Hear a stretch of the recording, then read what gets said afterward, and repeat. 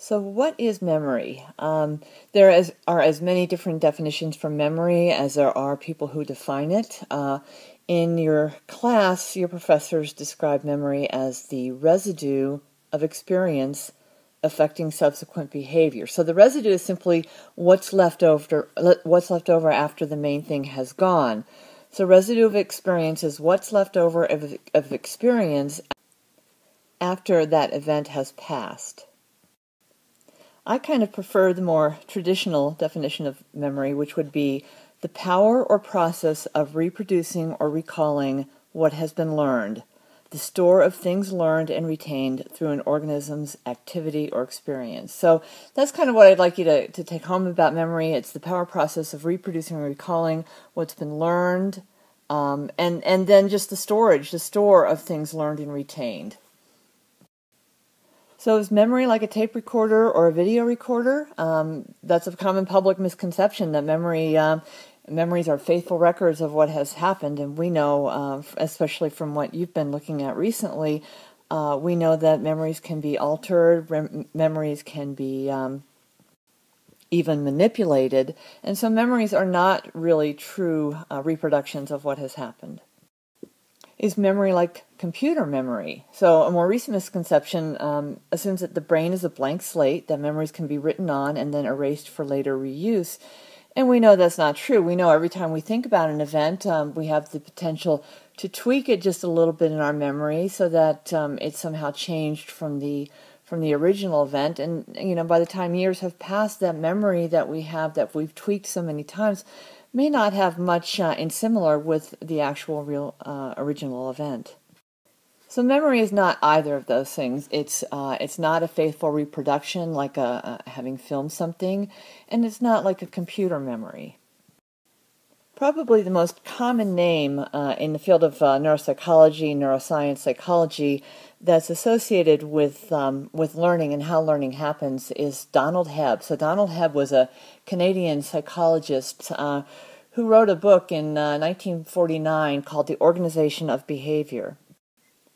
And in that book, he describes how, at a biological level, at a cellular level, memories are formed. And to quote the book, when an axon of cell A is near enough to excite cell B and repeatedly or persistently takes part in firing it, some growth process or metabolic change takes place in one or both cells such that A's efficiency as one of cells firing B is increased. So in other words, what he's talking about here is strengthening the synapse as a function of two neurons firing together, so that when neuron A fires on neuron B and they fire together, that synapse is strengthened. And that's known more casually as when neurons fire together, they wire together, and you'll hear me say that an awful lot.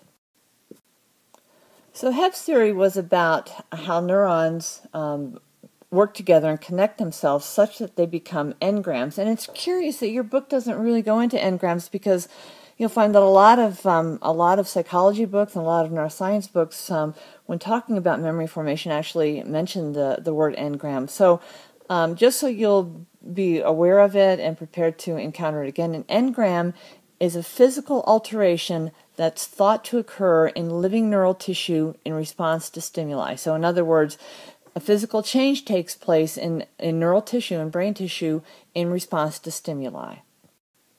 And he postulated that memories are stored in ensembles of neurons. Here you go. Memories are stored in ensembles of neurons that he called cell assemblies as a function of the kind of conjunctive synaptic event. So what he said was, the general idea is an old one, that any two cells or systems of cells that are repeatedly active at the same time will tend to become associated, so that activity in one facilitates activity in the other. And we know how that works. We know how that works through action potentials. He goes on to say, when one cell repeatedly assists in firing another, the axon of the first cell develops synaptic knobs or enlarges them if they already exist in contact with the soma of the second cell. So again, here we are with Hebb's rule, and really do know this rule. When an axon in cell A is near enough to excite cell B, so here you have cell A here, axon here, and cell B here, and repeatedly and persistently takes part in firing it, so you have repeated and persistent action potentials on cell B, some growth process or metabolic change takes place in one or both cells such that A's efficiency in firing B is increased. And we'll cover this more in long-term potentiation. Here you have a diagram that kind of talks about conditioning. So this is an unconditioned stimulus here that we won't talk about right now, but this just kind of, when we do talk about unconditioned stimuli and how these work together, you'll have an understanding from this diagram of how that happens. But essentially, Hebb's rule is A fires on B repeatedly, persistently, that some physical change will take place in one or both of those cells that will strengthen the connection of the two. Now, Hebb thought that initially, here we go, a cell assembly was formed in short-term memory, and the activity in that assembly reverberated through rehearsal, so repetition, until it led to structural changes that made the memory permanent. So, in other words, first short-term memory, then it continues to reverberate through repeated activity and leading to structural changes that create long-term memory. This led to very pivotal work in memory done by Atkinson and Schifrin in the late 1960s, where they postulated that immediate memory through attention leads to short-term memory. That short-term memory is consolidated into long-term memory, and down here you have material that's forgotten. Atkinson and Schifrin posited that memory involves a sequence of 3 stages, beginning with sensory inputs. You have sensory inputs coming in. There's a sensory register that occurs that moves those memories into short-term storage through attention to those sensory inputs. So we're paying it because we don't remember what we don't pay attention to. So attention then gives rise to short-term storage. So we have these things in short-term storage, and then rehearsal causes these things to be moved to long-term storage. So what they postulated was that initially you have sensory inputs going to short-term storage, and movement into short-term memory was required for long-term storage. So short-term memory is information currently in the mind. It's a limited capacity, it has limited capacity, but it's right there for you to access. Long-term memory is stored information that doesn't need to be presently accessed or even consciously accessible. It's just there, and it has virtually unlimited capacity. And all information from minutes, hours, days, and years ago is in long-term memory unless it happens to be presently brought to mind, unless you need to kind of reactivate that memory. Oh, what did he say when I did this? And that way it re-enters, so that long-term memory then re-enters short-term memory. In other words, you can think of it as your final exam, which is cumulative, and there'll be questions from the very first exam. So the first exam, you studied, you repeated, and at some point, some of that, hopefully a lot of that information went into long-term memory, but you're not consciously aware, you're not using that or thinking about it. But when the final exam comes up, quite some weeks later, you have to pull from that initial memory that's been consolidated and bring it back into short-term memory to be able to reproduce that for your exam questions. So is short-term memory essential for long-term learning? Atkinson and Schifrin would say yes. Their model assumes that the amount of time in short-term memory store predicts later learning. So the longer you keep something in short-term store and repeat it, leads to the ability to remember it for longer periods of time. Patients with short-term memory problems cannot learn a new vocabulary, so that would be consistent with needing short-term memory for long-term learning, but some are capable of learning word lists and paired associates. There are different kinds of short-term memory, not just one type. So phonological short-term memory, and what is phonological memory? Phonological, phono has to do with sounds. So phonological memory refers to the process of receiving, analyzing, and processing sound elements in language. So that type of short-term memory may be important for learning new phonological information, having to do with sound, but not for learning other types of information. So your book says that the phonological loop is a hypothesized mechanism for acoustically coding information in working memory. And there's evidence for this. So they asked subjects to remember strings of consonants, and the subjects were more likely to make mistakes in recall if the consonants sounded alike. So they postulated that something was going on with acoustic processing. Consistent with that, lists of words that in immediate recall experiments, lists of words is worse for lists of words in which many sound similar, even if they mean the same thing, suggesting that words that sound the same interfere with one another in terms of memory processing. More support for different types of short-term memory come with lesion studies in patients, as does much of our information on how humans process memory. So this is a patient EE who had a tumor centered right in the left angular gyrus here that had to be resected. Following surgery, tests indicated that he had severe deficits in short-term memory, but his long-term memory was conserved. Interestingly, those short-term memory deficits were highly selective.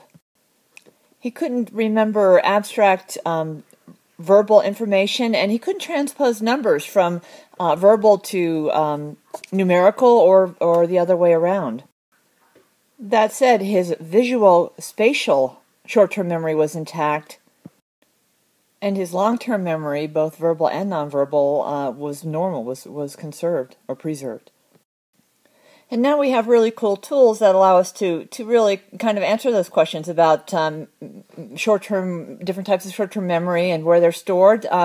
So researchers at Columbia in the mid to late 1990s looked at storage of verbal memory, showing that the inferolateral frontal cortex was involved in short-term verbal memory. And let's just parse that out. So lateral, so you have inferior and lateral, is below and to the side, is involved in verbal processing, whereas, as you might suspect, spatial memory is processed in the parietal and occipital regions. A very simplified model for working memory was developed by Bradley and Hitch in 1974, which suggests that you have a central executive that is in charge of overseeing two different types of working memory, the visuospatial sketchpad and the phonological loop. Now, the phonological loop we've already talked about. That's where you process things in working memory according to their sounds, according to the acoustic information. And parallel to that is the visuospatial sketchpad, which processes information or keeps working memory for visual or visuospatial information. So again, this is a model for the storage of working memory, which is memory that you need to access right now, and suggesting a central executive, a central spot that kind of oversees or organizes how different information is stored. And this is consistent then, the visual spatial with this area here, and the phonological loop with verbal memory there. And I really like Bradley's definition of working memory, in which he says working memory refers to a brain system that provides temporary storage for such complex cognitive tasks as language comprehension, learning, and reasoning. He goes on to say it can be divided into the following three subcomponents: the central executive, which is assumed to be an attentional controlling system. So the central executive, let's go back to here, controls attention. Okay, we can move that back to front and center there. And it's important in skills such as chess playing and is susceptible to the effects of Alzheimer's disease. So he postulates that it's the central executive here that's susceptible in Alzheimer's disease and may be responsible for difficulties in memory with that disorder. And two slave systems.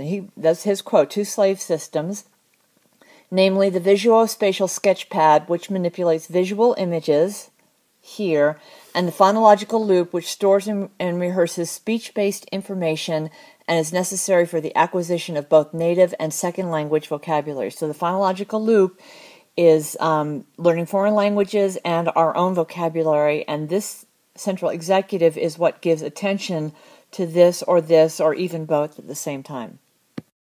So is there just one type of long-term memory, or are there many kinds? And if there are different kinds of memories, how do they differ from each other, and do they involve different brain systems? So this is from your book, and I will want you to remember this, and although it looks a little busy, it's really not, and you'll be able to break it down pretty easily when it comes to examination time.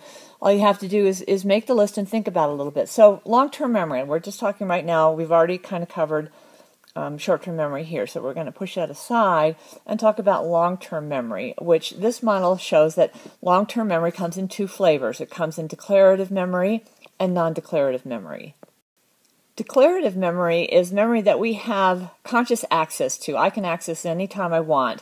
So we have episodic memory, memory about my life, memories about my life and things that happened to me. And then we have semantic memory, which is facts. Why I know that a mile is 5,280 feet. That would be semantic memory. That's a fact that for some reason I've hung on to and can't seem to get rid of. So episodic memory is specific personal experiences. Those are mine from a particular time and place. And facts or semantic memory is the world knowledge or object knowledge or language knowledge that I have information about. Non-declarative memory, over here. Whoops, sorry about that. Okay, non-declarative memory is broken down into 4 categories. So first I have procedural memory, which is how I know how to drive a car, how to do many of the skills I have. I don't have to think about it. I just know how to do that. Now the perceptual representation system is how the structure and form of objects and words can be primed by prior experience. And so I think the best way to look at it is when we think about aperceptual agnosia. So it was the inability to perceive shapes, such that I learn a shape early on, and then that shape is, I see it again in another system, in another structure, in another picture, and it continues to be primed, and so I understand that that's a given shape. And people with aperceptive agnosia, they aren't able to recognize shapes. So that you are primed to recognize, say, objects and words just based on prior exposure to those types of structures and shapes. Another form of non-declarative memory or implicit memory is classical conditioning, and you all have heard of Pavlov, and we'll talk a little bit more about classical conditioning later. So that's the conditioned responses between 2 stimuli. And then non-associative learning, which is habituation and sensitization, which we will also talk about in a bit. So we have many different types of memory. We have episodic memory, which is what I did yesterday or last week or last year. Source memory is where something was learned, from whom something was learned. For example, if my father taught me how to drive, that's a source memory. Feelings about good or bad things that happen, that's emotional memory. Working memory is where the car was parked this morning or a phone number. I have easy, immediate access to that. That's in my working memory. I don't have to dig for it. Semantic memory semantic is meaning, so this would be knowledge of facts about the world or of word meaning. Spatial memory, obviously, that's the layout of a room or furniture, something having to do with orientation in space. And skill learning or procedural memory is learning to play the piano, skill learning, or getting better at playing the piano, how to do something, how to drive. That would be procedural memory. So remember these 2 basic types of long-term memory. There's episodic memory, that's for facts, yesterday's dinner, Kennedy's assassination, what the capital of France is, and procedural memory, that's skills and habits, how to play tennis, and grammatical rules. So explicit memory is episodes and facts. Implicit memory is what you know how to do. And under explicit memory, there's episodic memory. Those are events, yesterday's dinner, today's tests that you'll remember tomorrow. And then there's semantic memory. Again, this is the meaning. This would be the capital France or the meaning of a word. So explicit memory can be broken down to episodic memory and semantic memory. So is long-term episodic memory accurate? Frederick Bartlett did some really interesting experiments quite some years ago where he presented subjects with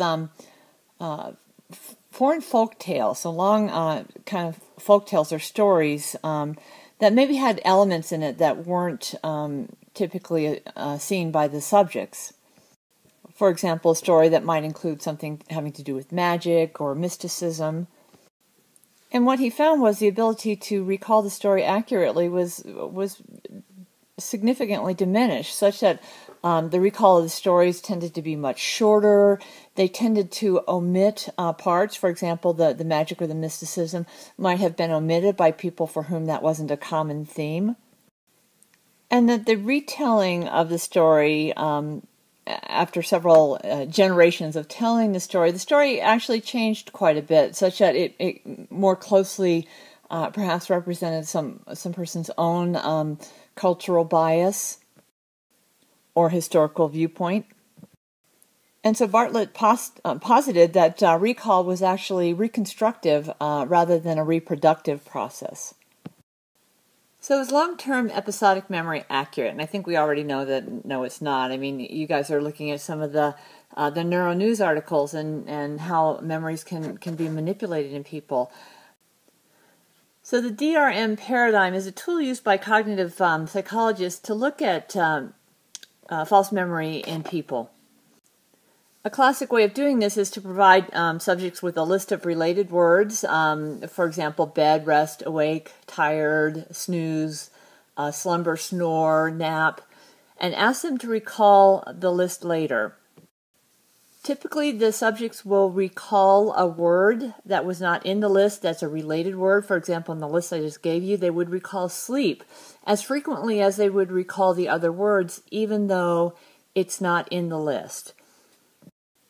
You also have the misinformation effect. And Elizabeth Loftus is a name that's really commonly correlated with false memory or memory studies. She's done some brilliant work in showing that memory is not particularly reliable. And a typical example would be something like this. So when you ask a misleading question, which is often done in court trials, such as what color was the yield sign, even though we know there's a stop sign there, the subjects will be asked what color was the yield sign. And just having planted the suggestion of the yield sign, later subjects recall that there was a yield sign, even though we know it was a stop sign. And hindsight bias is defined as a tendency for people to view events as more predictable than they really are. For example, if you ask someone a question such as, what is the population of France? And then later convey the true information, that would be 62 million.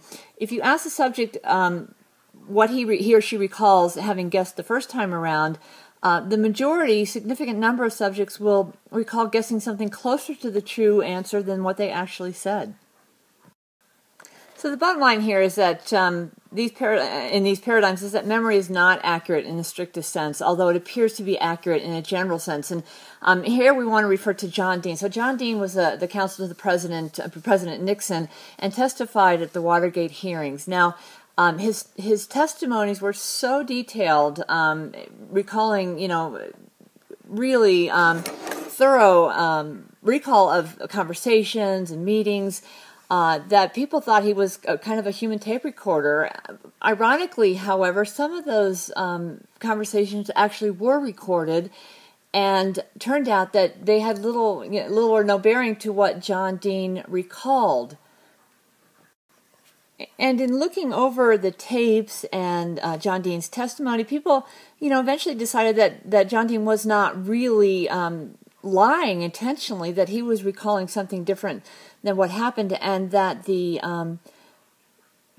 basis of his memories was true, that there were some general themes going through his memory that were accurate, although the exact memories may not have been.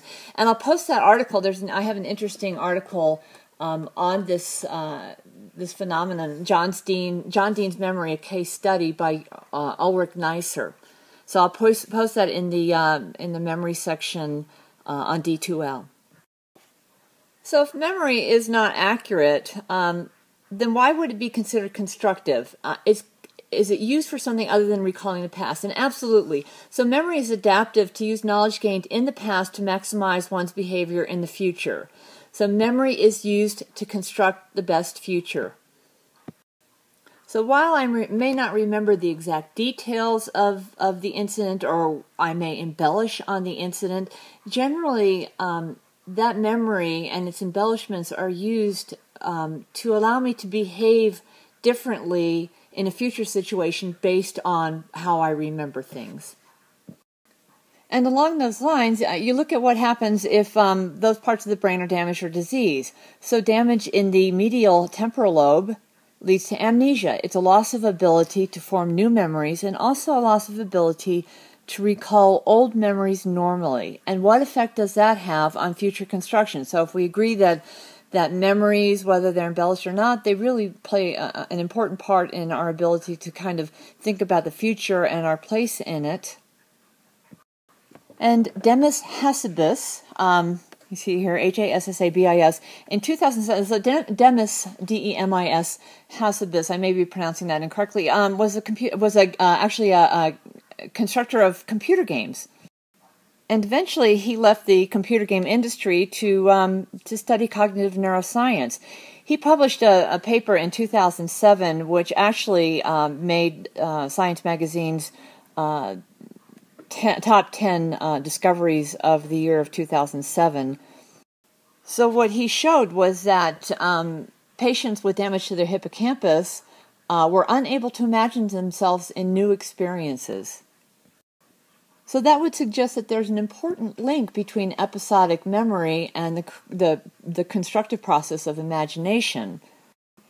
And our ability to imagine ourselves in future scenarios allows us to prepare ourselves for future experiences, and that may be very adaptive in being ready for whatever comes at us. So my ability to run a marathon next year would be predicated on a number of things, my reading on how to best train, but also would be based on my experiences having run a previous marathon, what I did do that worked, what I didn't do that might have worked better. And consequently, my episodic memory would be crucial to my successful running of a marathon. So I have a copy of a New York Times article that describes this finding, and I will also post a link to that on D2L. So what is memory for? Memory is for recalling the past based on social functions and narrative and oral cultures. It's for predicting the future. You know, what's around the corner, what's in store for tomorrow or next month or next year. And what's the purpose is to make a choice in the present or to set the stage for some future action. And memory is also for building a self. It's for consistency of self across the lifespan. I remember, I'm just a number of series of myself. I'm myself at 5, I'm myself at 15, I'm myself at 25. And all of that I bring forward to the person I am today as a result of my memory.